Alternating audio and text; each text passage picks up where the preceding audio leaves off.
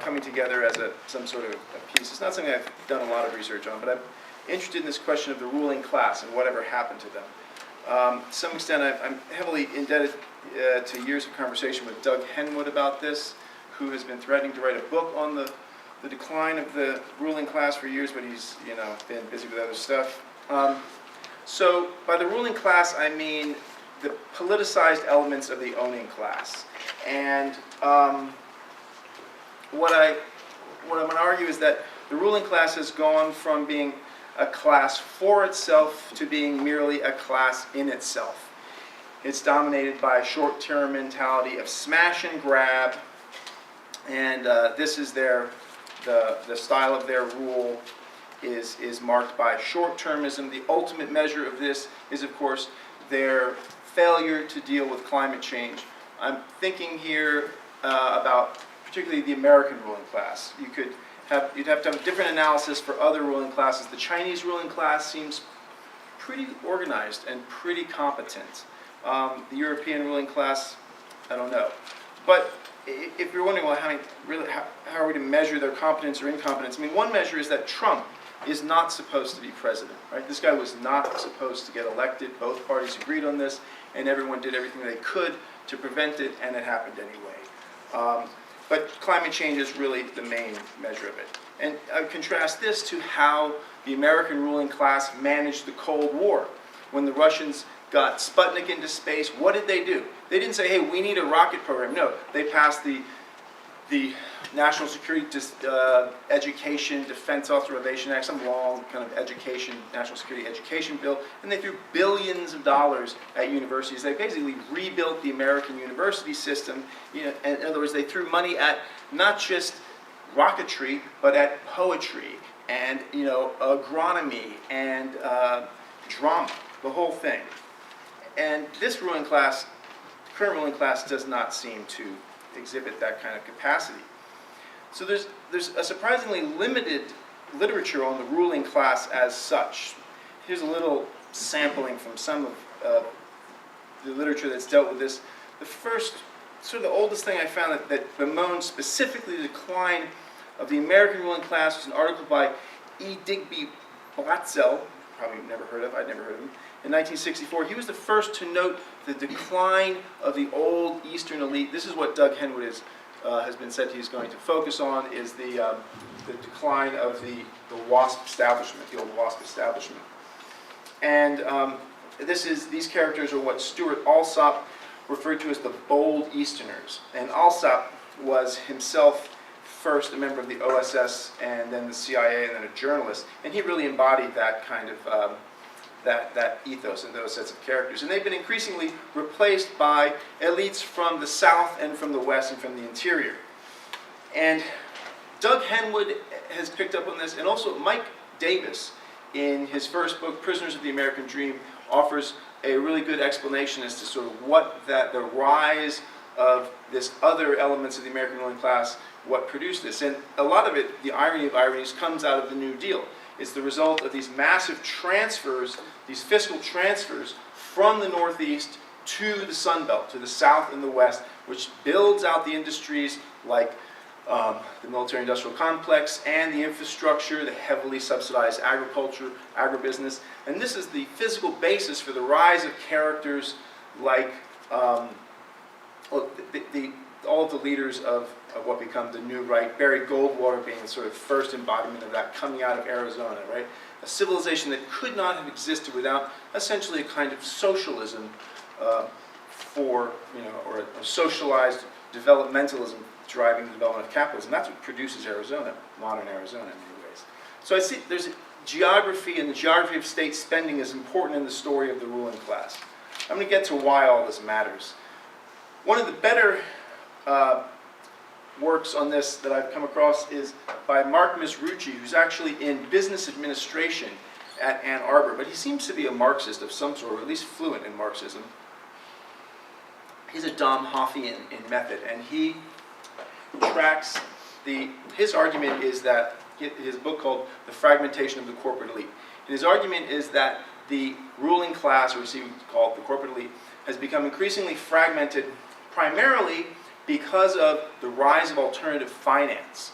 And with neoliberalism beginning in the around 1980, and the restructuring of American capitalism, the acceleration of deindustrialization, there is a proliferation of sources of finance. This is best embodied in the fact that by the early 90s, GE Capital is the single largest provider of credit for a little while. That changes. GE gets out of that business. So for Mizrachi, he argues that what was crucial in creating a coherence during the Cold War was bank boards. That the size of bank boards were really big. They shrink during the 80s. And the centrality of bank boards of directors is again and again shown by this kind of Domhoffian power network scholars to be the center of these networks. And so it was upon bank boards that, guys, because they were usually guys from the cement industry would meet guys from aeronautics who would meet people from, philanthropy. And with the rise of alternative finance, banks no longer have this connection to other firms. The size of their boards shrink, and the importance of bank boards as sites of socialization diminishes. Mizrachi also notes, as does Henwood, as does Mike Davis, the decline of opposition in the form of the right, the rich, their victory over organized labor and social movements. And I would add, though he does not mention this, the decline of the Soviet Union and actually existing socialism. The disappearance of that threat constitutes a major loss of motivation for elites to circle the wagons and come together and think long term. They feel they have no, nothing to worry about. Schumpeter is interesting in thinking about the decline of the ruling class. In the late 40s, he was writing about worrying that capitalism wouldn't survive. He was worrying that a kind of incremental socialism would take over. And his concern was that if capitalism has no one to take care of it, how will it survive? And what he rooted the decline in elites, what he explained that as was the increasing rationalization of property. So it was kind of a Weberian argument about the joint stock company. And implicit in it is a kind of dematerialization of property. And as this, the joint stock company, the kind of bureaucratized modern firm, for Schumpeter, this was the source of a loss of vitality for elites. They were losing their willingness to defend property, or as he put it, to die on the factory steps defending property if necessary. So there's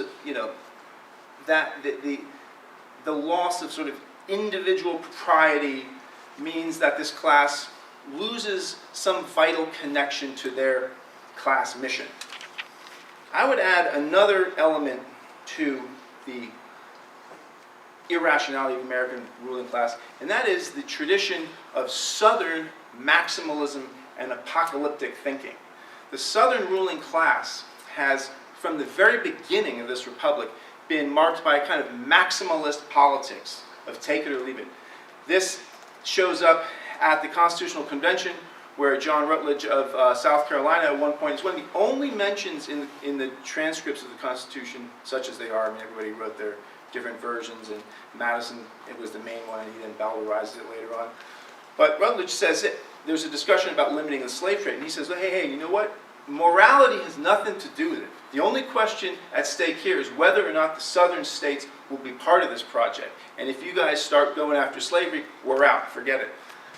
Patrick Henry Lee of Virginia said something similar that was completely excised from the record until much later, where he opposes a strong federal government. He says, because if you have a strong federal government, pretty soon they'll be coming for your enslaved property, except he used a much harsher word. So the Southern apocalyptic imagination, this elite imagination, is rooted in slavery and the command over labor, the total ownership of human beings, what that does to one's mentality, and also in the monocropping of tobacco, cotton, sugar, and indigo, and the need for vast tracts of land to keep that kind of political economy going.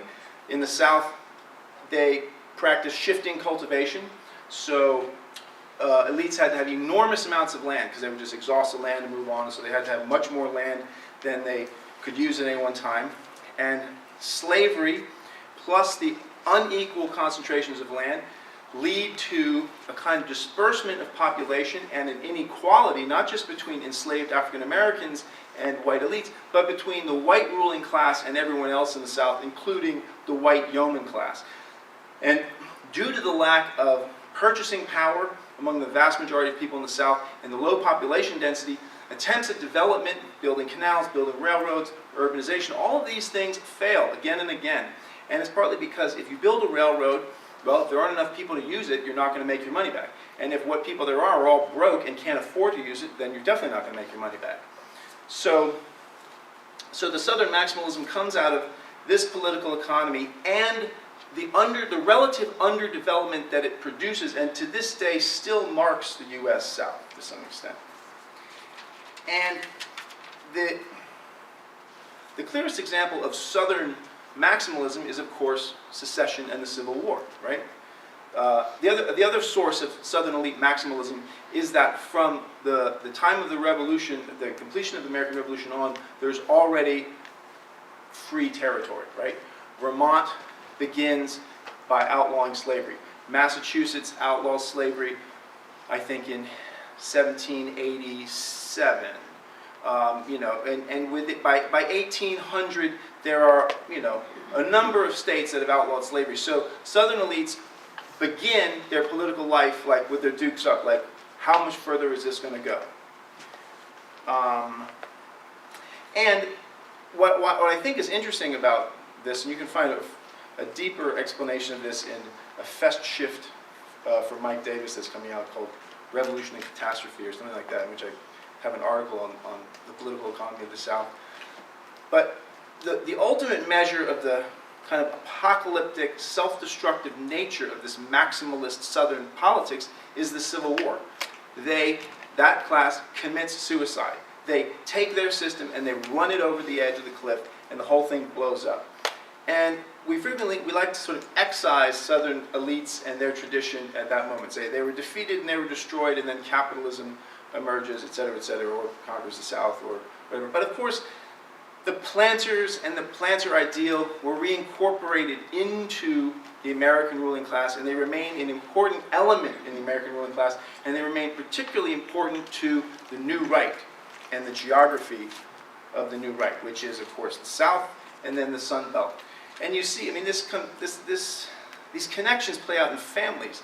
The Boswells of the Central Valley of California, the big cotton barons of California, I mean, they are a family that begins growing cotton in Georgia, and it takes them about 3 generations to get to California, and they bring with them the mentality and the traditions. And they're just one example of kind of how the Southern elite diaspora becomes part of the American ruling class in general.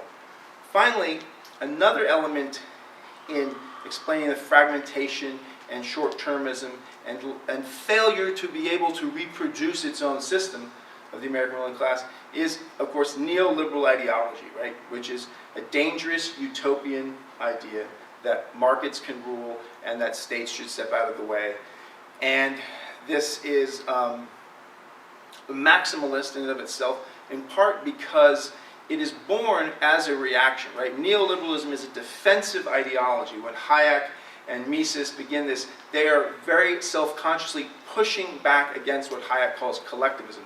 So it's really not an ideology of ruling and reproducing a system. It's an ideology of retaking a system that had been lost. And you see all this coming together in the characters of the Koch brothers, right? The Koch brothers. Charles Koch comes out of, not the South, but out of Kansas. His father's a Bircher, John Bircher. And Charles Koch picks up Hayek and Mises in a kind of political school run by some fanatical Birchers in Colorado. So you add all these explanations up, these layers of explanation up, and you get a ruling class that is increasingly financialized. Its imagination, or the ruling class imaginary. I can't believe I use that word. I don't like that word very much. But the ruling class imaginary is financialized, i.e. dematerialized, there is, if you ever talk to financial elites, it's remarkable how blasé they are about major problems. And I've always gotten the sense it's because they really don't know how anything is done, like from mowing the lawn to making cement. So they have a sense like, if that goes bad, you just move the money from column A to column B. You just exit. You budget it in. The markets have already discounted for that. There's no there in their imagination. There's no places. There's no rising sea levels, masses of people who will launch the next Jacquerie. So it's dematerialized, and it's rooted in extractivist industries, right? We've seen that the two main elements in finance, there's really three, and one I'm not dealing with, which I should, but is tech, and that's very recent. But they share, I think, the finance's disdain for the material. 4 minutes, okay. So, in this process, another thing that has helped lead to this loss of coherence in the ruling class through financialization is an increasing dependence on the state. Wolfgang Streeck writes about this, that the indebted neoliberal state is very important for how finance works. Not only has the financial sector grown within core economy capitalism, particularly American capitalism, but as it grows, the dependence of the financiers upon government debt increases. So indebted states are very important. Not rent-seeking states, but rent-extracting states that underwrite the rest of the financial system. Just a little hint of what that means. In 2015, the U.S. spent $223 billion, or 6% of the federal budget, paying the interest on the national debt. That's 1/3 of the military budget as interest payments to elites, to the rent seekers. And this becomes very important, kind of bedrock for the financial system as a whole. Now, why does all this matter? I mean, it matters politically because people obviously do not rebel due to absolute deprivation. If that were the case, then the poorest people would always be in rebellion. But rather, it's relative deprivation.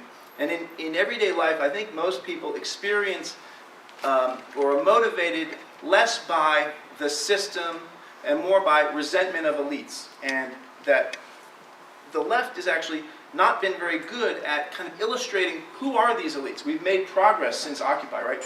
The arrival of the concept of the 1%, right? The banksters, Wall Street. This is all very important to how political mobilization has happened. That this is not just like a system that's everywhere and diffused that you, as a citizen and a consumer and a worker, are implicated in, but it's these characters, and they go to certain places. They have addresses, they have summer homes, they have Instagram pages, they show off. They're arrogant, and people hate them. And we need to use that and capitalize on it. I also think it's important for us on the left to think about the ruling class because it helps us understand capitalism as a system. Some of the questions that are involved related to this is the question of like the mass versus the rate of surplus value.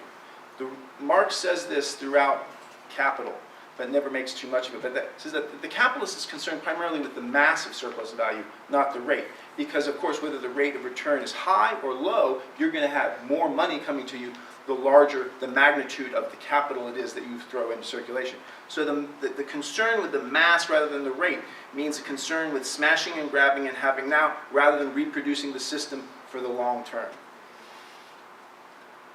And I'm concerned with all of this in part as well because I think it's important that we, with utopian visions, also take very seriously a kind of radical reformist politics. And I'll tell you why. Because capitalism leaves for socialism a technological legacy. And it is not enough in the face of climate change to say that when we overthrow capitalism and the eco-socialism comes, everything will be dealt with. Because the history of actually existing socialism shows that it's not so easy to totally transform the technological base of the country. I mean, the Soviet Union was heavily dependent on oil. In Bolivia, they're heavily dependent on selling natural gas. And it's not that they don't, have people in the government who are concerned with greening the economy. Venezuela, they have tried to get off oil. It's totally impossible. So part of our task as socialists, it seems to me, is to push for decarbonization now, because if we are so lucky as to have some other social system follow this one, part of our mission now is to leave it some sort of technological legacy that it can build from.